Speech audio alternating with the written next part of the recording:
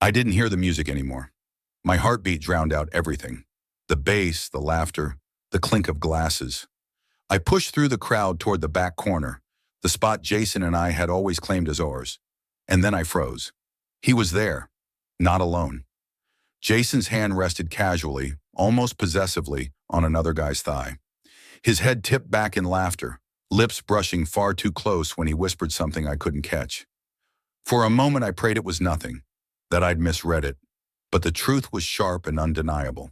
The excuses, the late nights, the lies, every fragile patch of trust I had stitched together, ripped apart in seconds. "Jason!" My voice cut through the music louder than I meant. Heads turned, my chest burned. He flinched like a guilty teenager caught sneaking out. The stranger pulled away quickly and vanished into the crowd. Jason's face reddened, but instead of shame, I saw irritation, like I was inconveniencing him. "Don't do this here," he hissed, standing up. "Don't do this here," as if the betrayal wasn't the problem, only my reaction to it. "You told me you were working late," I shot back. "You told me I was paranoid when I asked. And now I walk in and see this?" The tension around us thickened. People stopped dancing. Phones tilted toward us. Jason shoved me, lightly but enough to jolt me. "Stop making a scene," he snapped. Something inside me snapped too. I shoved him back. Chairs scraped. Someone gasped. My throat was raw from yelling, but I couldn't stop. "You lied to my face," I shouted. "You humiliated me." The air shifted. A voice, calm and commanding, cut through the noise. "Break it up." The crowd parted. A police officer stepped between us. Tall, steady, uniform pressed, eyes sharp. His presence alone pushed Jason back, hands raised in mock innocence. "He's out of control," Jason said quickly, pointing at me. I laughed bitterly. "Out of control? You were—" The officer's gaze snapped to me. Not cruel, just firm. I swallowed the rest. "Outside, both of you." His tone left no room for argument. Jason rolled his eyes and pulled out his phone, already detached, like I was an afterthought. My knees trembled as I followed the officer into the night air. The door shut behind us, muting the bar's chaos. "Name?" he asked. "Leo," I managed, my voice cracking. "Leo, you're not in trouble," he said. But that scene could have gone bad fast. I blinked. Not in trouble? I expected cuffs, a record, another humiliation. But his tone was steady, almost protective. "I don't have anywhere to go," I admitted before I could stop myself.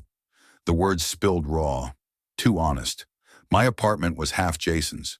The thought of stepping into it made bile rise. The officer studied me for a long second, then exhaled. "I live outside town. Quiet. You look like you could use quiet." I stared at him. "You're offering me a ride?" "I could haul you in," he said. "But I don't think you need a cell tonight. You need a place to breathe." It felt impossible. Cops didn't do this. Cops didn't see broken hearts as anything but disorderly conduct. "Why?" My voice was hoarse. "Because I've seen men burn their lives down in one night over betrayal," he said flatly. "And I don't feel like scraping you off the pavement if you make a bad choice. You want to come or not?" Silence stretched. The thought of Jason, already laughing it off inside, already texting someone else, it gutted me. Going back meant suffocating. "Yeah," I whispered. "I'll come." Something flickered in his eyes. Relief, maybe recognition. He gestured toward the cruiser. As I slid into the passenger seat, leather cold against my skin, exhaustion settled over me. I should have been terrified. Instead, for the first time all night, I felt strangely safe. The city lights faded behind us, swallowed by open darkness. He drove without unnecessary words, posture calm, one hand steady on the wheel. I stared out the window, mind spinning, until gravel crunched under the tires and the faint outline of a farmhouse appeared. "This is it," he said. The night air smelled of wet earth, sharp and grounding. He unlocked the door and motioned me inside. "You can crash here tonight, no trouble. Just rest." I nodded quickly. No fight left in me. Later, curled on his couch under a heavy blanket, I replayed the night in cruel detail. Jason's laughter, his hand on someone else, the shove that said I didn't matter. My chest ached. Then footsteps. The officer slowed near the couch. I shut my eyes, pretending to sleep. For a moment, I thought he'd keep walking. Instead, the blanket shifted, tucked gently around me. Careful, deliberate. Then his footsteps retreated upstairs. I exhaled shakily. No one had done that for me in years. Not my parents, not Jason. That small gesture cracked something in me. Not attraction, not yet, but something. Something dangerous. Because for the first time in a long time, I felt like I wasn't invisible. And that was enough to finally let sleep take me. Morning dragged me awake with a sting I hadn't noticed the night before. My palm throbbed, the skin raw and split, probably from slamming my hand on the bar table in the middle of the chaos. I cursed under my breath and tried to ignore it. "You're up." I jerked my head. Connor stood in the doorway, sleeves rolled, sharp eyes flicking to my hand. "Let me see." "It's nothing," I muttered, tucking it against my leg. "That's not nothing." His tone brooked no argument. "Come on." Reluctantly, I held it out. He crouched, big hands steady as he turned it over. The sting flared when antiseptic hit the cut, and I bit my cheek to keep quiet. "You always this stubborn?" he asked, a faint hint of humor in his voice. "Only when strange cops start playing nurse." That earned the ghost of a smile. He wrapped the bandage snug, then sat back on his heels. "Good as new." "Thanks," I said, the word rough in my throat. He didn't look away. Not right away. Something lingered in his gaze, steady but complicated, before he finally pushed to his feet. Silence stretched between us until he broke it. "You want to talk about it?" I almost laughed, but it came out bitter. "What's there to say? 3 years with Jason, and it turns out I was just an idiot clinging to scraps. Every excuse, every late night, I bought it all because I wanted to believe him. And then last night, right there in the open, like I was nothing." Connor leaned against the frame, arms folded. He didn't rush me, didn't pity me. He just listened. "He didn't even look sorry," I went on, voice cracking. "Just annoyed I caught him, like I ruined his fun." Shame weighed heavy as I dropped my head. Makes you wonder if I was ever enough for him, if I'll ever be enough for anyone. Connor's jaw tightened. His voice was low even. "That's not on you. Some people don't know how to value what they have. Doesn't mean you weren't enough, just means he wasn't." I stared at my bandaged hand, his words hitting harder than I wanted them to. After a long pause, I asked, "What about you? You talk like you've seen this before." He hesitated. For a second, I thought he'd brush me off. Instead, he sighed. "My marriage has been over for years. She's cold, distant, and if I'm honest, I think I'm not the only one in it she's been with." The words hung between us, heavy. I blinked. "Your wife?" "Yeah." His tone was flat, but I caught the fatigue under it. Two men, both gutted in different ways, standing in the same room. It was almost unbearable. "So what are we?" I asked quietly. "Two broken guys licking wounds under one roof?" "Maybe," he said softly. His eyes met mine, and the air thickened. "Or maybe we just know what it feels like to be lied to." My chest tightened. I wanted to look away but couldn't. "I don't want to be someone's rebound," I whispered. "You're not," he said firmly, almost too quickly. Then softer. "At least I don't want you to be." I didn't know how to respond. Instead, the silence pressed around us, charged and fragile. The day moved on anyway. I helped with small tasks, feeding chickens, stacking wood, anything to keep busy.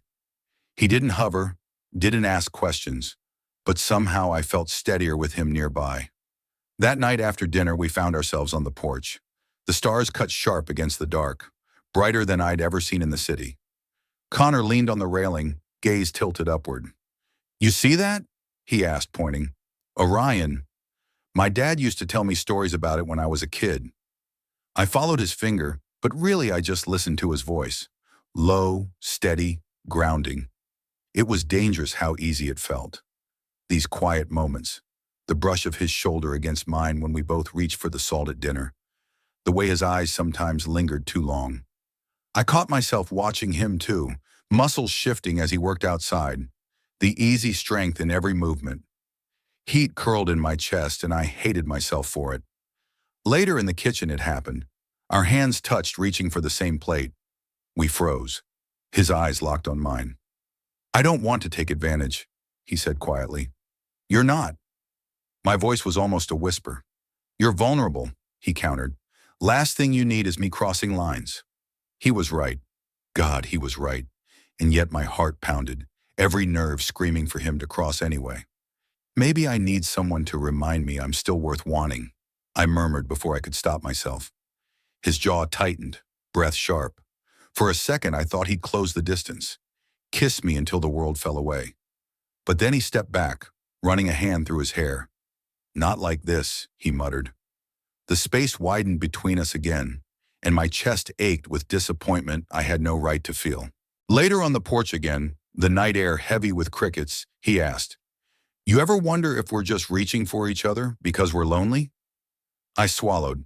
Yeah, I wonder that. And? I don't know, I admitted. All I know is when you're around, it feels easier to breathe. His gaze snapped to mine, sharp and searching. The air tightened again, unbearably close. I don't remember who leaned in first.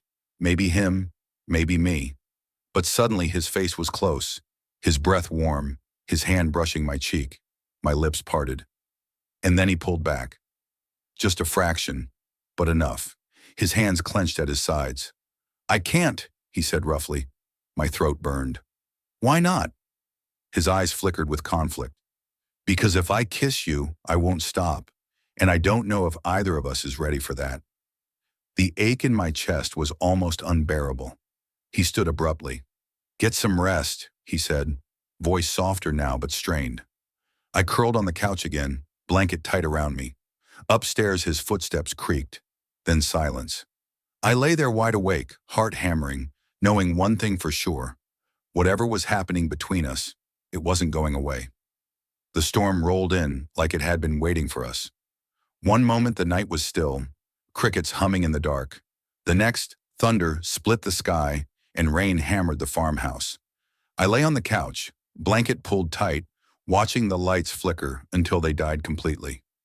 Silence except for the storm's rage. Footsteps on the stairs. Connor appeared with a flashlight, calm even as the wind rattled the shutters. Power's out, he said. Happens out here. He lit candles, set wood in the fireplace. Soon flames snapped, throwing light across the room. He sank into the chair opposite me, shoulders loose, eyes fixed on the fire. For a while we sat in silence. The storm outside, the crackle inside, my chest pounding louder than both. You ever think about how easy it is to forget you're alive? His voice was quiet, almost lost under the rain. I frowned. What do you mean? You go through the motions, work, routine, playing the part. Then one day you realize you haven't felt anything real in years. His jaw flexed. I forgot what it felt like until you. The words hit like a strike to the ribs. My breath caught. I wanted to deflect, to pretend, but the truth was clawing at my throat. I haven't felt seen in a long time either, I admitted. My voice trembled.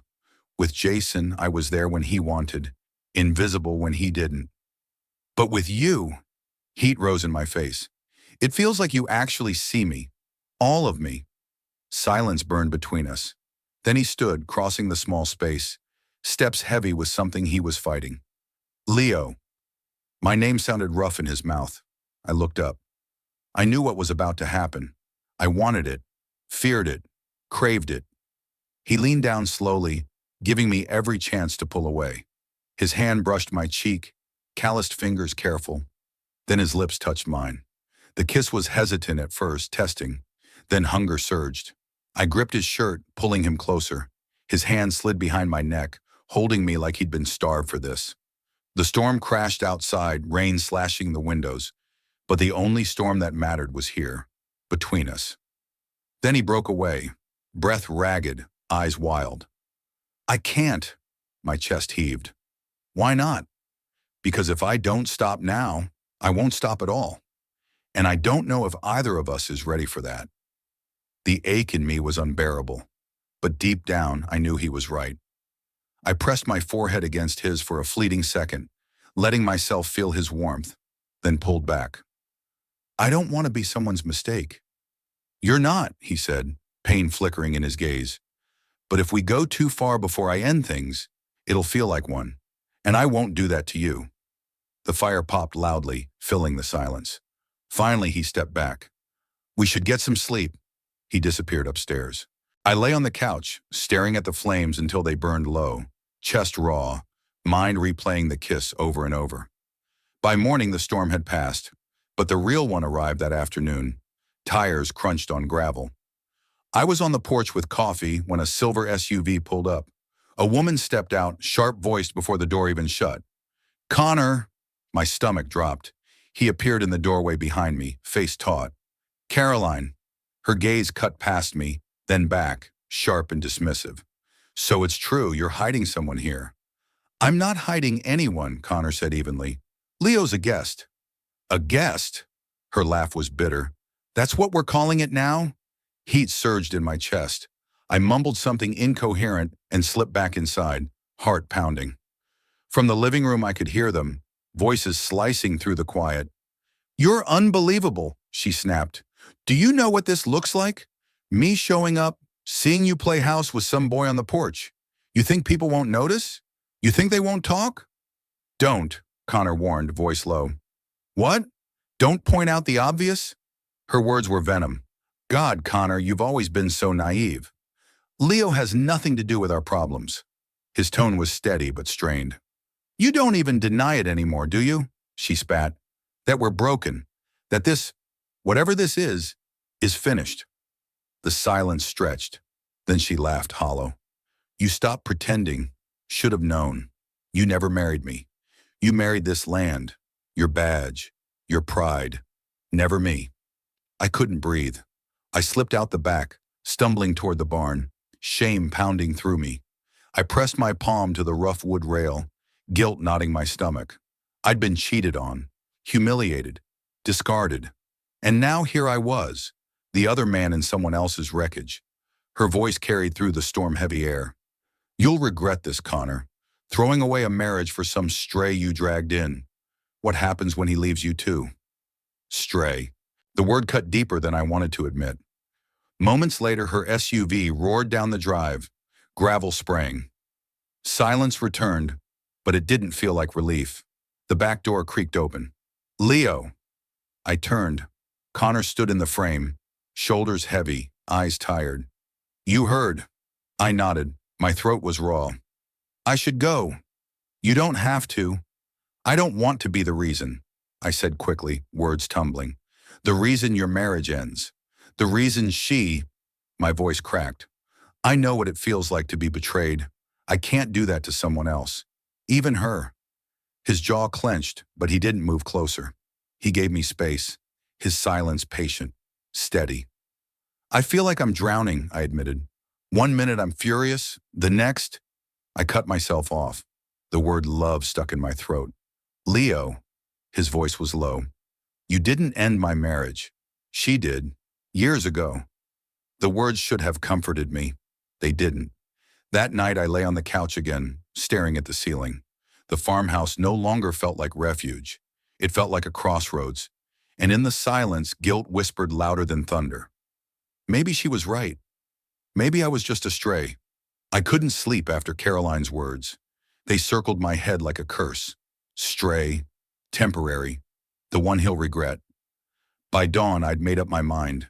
I couldn't stay in a house where I felt like an intruder. I packed quietly, every movement sharp with panic. A change of clothes, charger, wallet, barely anything. But it was all I had. My chest hammered as I crept toward the door, bag clutched like a shield. Leo! I froze. Connor stood in the doorway, barefoot, eyes shadowed, like he hadn't slept either. His gaze dropped to the bag.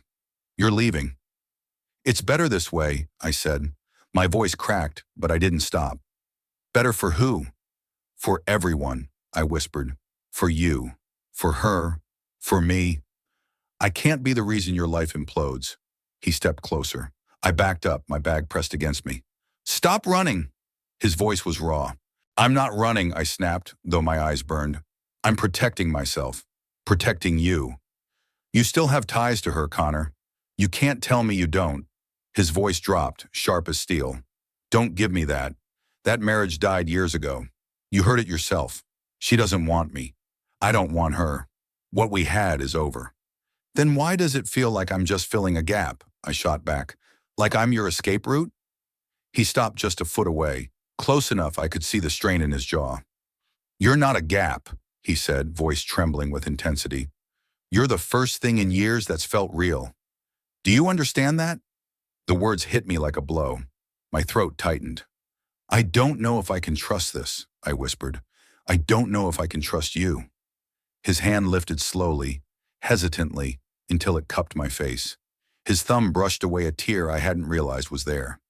Then let me prove it, he said. Every day. No lies. No half-life.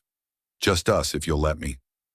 I shook my head, tears spilling freely. I'm so damn scared. So am I, he admitted, breath hot against my skin. But I'd rather be scared with you than numb without you. The bag slipped from my hands, thudding to the floor. My forehead pressed to his, the last of my resistance crumbling. Then I kissed him, hard, desperate. The kiss wasn't cautious this time. It was surrender. His hands pulled me closer, anchoring me as if he'd never let go. We stumbled backward, nearly tripping over the bag, laughing shakily between breaths. His mouth moved to my neck, my fingers tangled in his shirt, his voice whispering my name, like it mattered more than anything else. When we finally sank together, it wasn't rushed. It wasn't just hunger. It was proof. Every touch deliberate, every movement carrying the weight of everything unspoken. There was no shame, no secrecy, just raw truth, claimed in the firelight of morning. Afterward, we lay tangled, my head on his chest, his heartbeat steady under my ear. For the first time since the night in the club, I felt like I could breathe. You're not leaving, he murmured.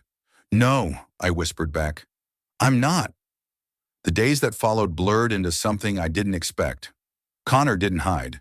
He called Caroline, voice steady, telling her it was over. No shouting, no slamming doors, just quiet finality. I wasn't in the room, but when he came to me on the porch afterward, his face pale but certain, he said, I've closed that chapter. I won't live a lie anymore. And that was the turning point. We settled into a rhythm, mornings with coffee, him reading the news while I teased him about his serious face, afternoons working the land, me clumsy with the axe until he slid in behind me, guiding my grip, his chest firm against my back. Evenings with laughter over burned toast, quiet meals, soft touches that didn't need to be hidden. But the world wasn't blind. Neighbors whispered. People in town watched too long. Connor's colleagues at the station asked questions with raised brows and loaded tones. I felt the stares drilling holes in my back when we walked down Main Street together. One afternoon at the diner, a man muttered loud enough for us both to hear. Figures. Always knew he was off. Connor's hand tightened around mine under the table, but he didn't rise to the bait. He just looked at me, steady and unflinching. Later, back at the farmhouse, I broke. How do you do that? Pretend it doesn't bother you? He shook his head. It does, but I've spent too many years living for other people's approval. I'm done with it. You make it sound easy. It's not, he said firmly, but you're worth the fight. My chest clenched. Worth the fight. 3 words Jason never would have said. I realized then that this wasn't about being a rebound or an escape. This was about someone choosing me, openly, even when the world turned to watch. And for the first time, I started to believe it could last. The first test came sooner than we expected. Jason showed up at the farmhouse one evening, headlights sweeping across the gravel. I knew it was him before he even stepped out of the car. My stomach dropped, but I stayed where I was, standing on the porch beside Connor. Jason climbed the steps, smirking like he still owned every piece of me. So this is where you've been hiding, he said, his voice sharp enough to carry through the night. Living off some small-town cop. Cute. I clenched my fists, but Connor's presence kept me grounded. Jason circled, throwing barbs meant to wound. You'll get bored, Leo. You always do. And him? He jerked his chin toward Connor. Give it time. He'll wake up and realize you're nothing more than a phase. The old me would have crumbled under those words, but I wasn't the same man Jason had discarded in that bar. I'm done listening to you, I said, steady even as my heart pounded. You lied, you cheated, and you made me believe it was my fault. But I'm not yours to break anymore. For the first time, Jason's smirk faltered. He sneered, muttered something under his breath, and stalked back to his car. The taillights disappeared down the road, leaving silence in their wake. Connor looked at me, his hand brushing mine. Proud of you, he murmured. And for once, I felt proud of myself too. But Jason wasn't the only challenge. Word spread quickly in town. Some people avoided us. Others whispered behind coffee cups. At the station, Connor caught looks from colleagues he'd trusted for years. One evening, he came home quieter than usual. They called me a disgrace, he admitted. Said I was ruining the badge. My chest tightened. I'm sorry.